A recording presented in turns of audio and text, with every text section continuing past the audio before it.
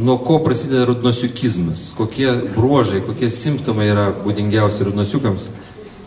Tai vienas iš pagrindinių simptomų iš tikrųjų yra vienatvė. Rudnosiukai ganėtinai vieniši ir konkrečiai tai prasidėjo, kai rudnosiukai buvo 6 metai. Jisai žaidė kieme ir su ežiu paskui grįžo namo ir neberado mamos. Iššaukė mama, kur niekas neatsiliepė, jis tada jos ieškojo ir palindo po kėdę, kur mama visada parašydavo raštelį. Rudnosiukas perskaitė: aš susirgau, mane išvežė į skruzdėlyną. Šaldytuve yra uogienės, bučiuoju. O ir tada rudnosiukas kažkaip valgė tą uogienę ir jautėsi ganėtinai vienišas. Valgė kokius metus, uogienė baigėsi ir suprato, kad reikia eiti ieškoti draugų. Ir jis išėjo.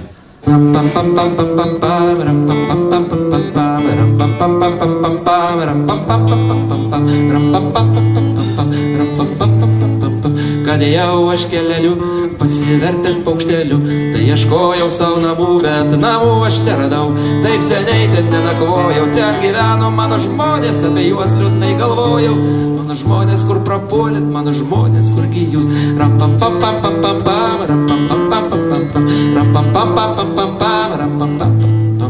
Ar dar bus namai gyvi, ar atvers sunkės duris, ar priims jie, ar išvys mano balsą, kai išgirs.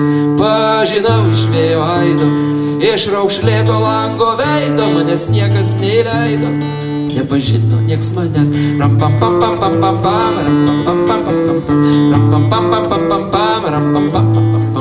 Pavirtau aš slenksteliu, raižo paukščio kapeliu, kur man gera ten guliu, kur guliu ten ir namai, kur guliu ten ir gerai.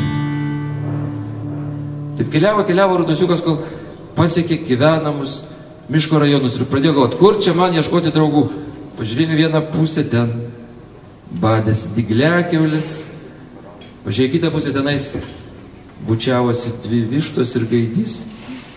Paskui dar praėjo porą asilų, kurie kalbėjo apie meilę. Brangioji, tu man vakar įspyrei tiesiai į širdį, sakė asilas. Brangausis, tu pirmas pradėjai, atsakė asilienė. Pradėjo lyti, bjauru čia, bet vis tiek geriau negu namie. Ir staiga rudnosiukui šovė mintis į galvą: eisiu aplankyti ežiuką. Nuėjo prie jo namo, ant durų kabėjo lentelė: tamsta, ežys, netrukdyti.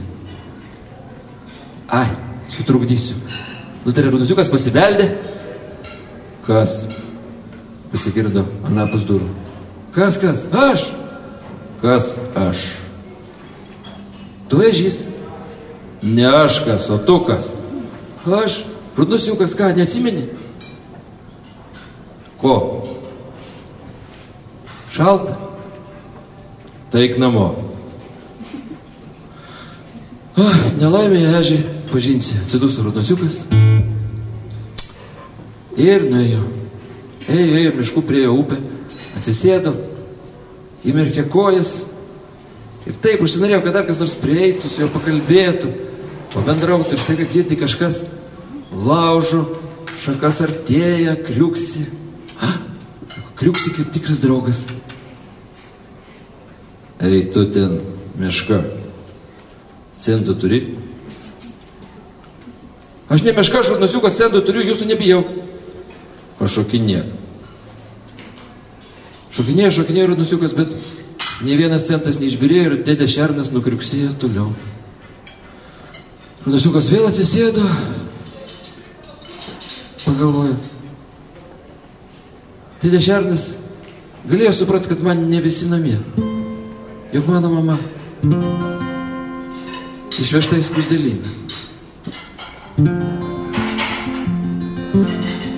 Tai visi sėdėjo prie upės ir laukė kažko. O ko laukė ir pats nežinojo.